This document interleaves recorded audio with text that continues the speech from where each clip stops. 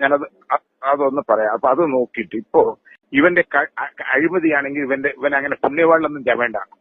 എന്താ വെച്ചാല് ശ്രദ്ധിച്ച് കേട്ടോ, എന്നാലേ മനസ്സിലാവുള്ളൂ.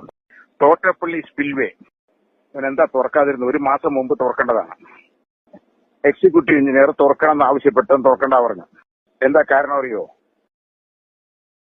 അത് തുറന്നാൽ അതിന്റെ താഴെയുള്ള മണൽത്തിട്ടുണ്ട്. ആ മണൽത്തിട്ട് വെള്ളം കൊണ്ടുപോകും.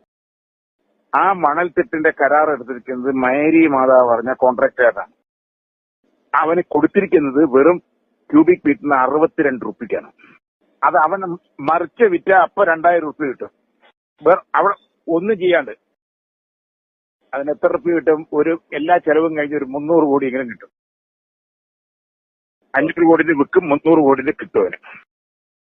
അവന് വേണ്ടിയാണ് തുറക്കാണ്ടായത്. അതാണ് നിന്റെ ജോഷി പറഞ്ഞ ചീഫ് എഞ്ചിനീയറും നമ്മുടെ കളിച്ചിരിക്കുന്നത് ജോർജ് തോമസിന്റെ പെങ്ങളും മാത്യുട്ടിയും കൂടി ഇരുന്ന് ആലോചിച്ചിട്ടാണ് അപ്പണിയൊക്കെ ചെയ്തത്. അഴിമതി നടന്നു. അവന്റെ പുണ്യവാനൊക്കെ ഉണ്ടല്ലോ. ഒന്ന്.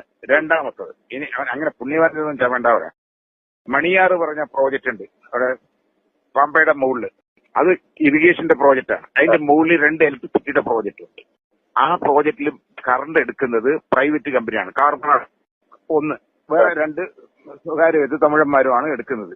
ഈ മണിയാറ് വെള്ളം നിറയ്ക്കലില്ല എപ്പോഴും. എന്താ വെച്ചാൽ പെൻസ്റ്റോക്ക് പൈപ്പ് കൂടെ മുകളിൽ കൃത്യമായി ഒഴുകി വരുന്നത് ഇവിടെയും ഒഴുകി വരുന്നത് എടുക്കുകയാണ്. ഇപ്രാവശ്യം എന്താ വെച്ചാൽ ഈ കരാറുകാരന് വേണ്ടി ആ വെള്ളത്തിനെ നിറച്ചപ്പോ അവിടെ നിറയ്ക്കാനേ പാടില്ല. അവിടെ ഷട്ടറിട്ട് നിറച്ചപ്പോ ഗതികേട്ടിന് എന്ത് അറിയോ? ഒരു മരം വന്ന് പുഴങ്ങി അതിന്റെ ഉള്ളിൽ ക്രോസ് ആയി കിടന്നു. അത് വലിക്കാൻ പറ്റണ്ടായി. അപ്പോ അവൻ എത്ര ലാഭം കിട്ടി?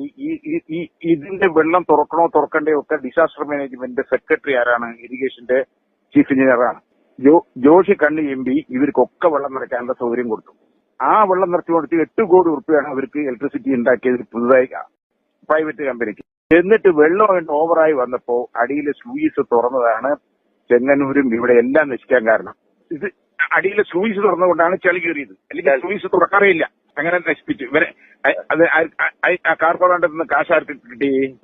മൂന്നാമത്തെ കേസ് കിട്ടുക പറമ്പിക്കുളം തൂണക്കടവ് ഷോളയാറ് ഇതൊക്കെ നമ്മളാണ് ഇറിഗേഷന്റെ ഇപ്രാവശ്യത്തെ ചെയർമാൻ. ഒരു കൊല്ലം നമ്മളും ഒരു കൊല്ലം അവരുമാണ്. തമിഴ്നാട് ഒരു കൊല്ലം നമ്മളും ഒരു കൊല്ലം. ഇക്കെല്ലാം നമ്മളാണ്. ജോഷിയാണ് ചെയർമാൻ. വെള്ളം എപ്പോ തുറക്കണ്ട തീരുമാനിക്കുന്നത് ജോഷിയാണ്.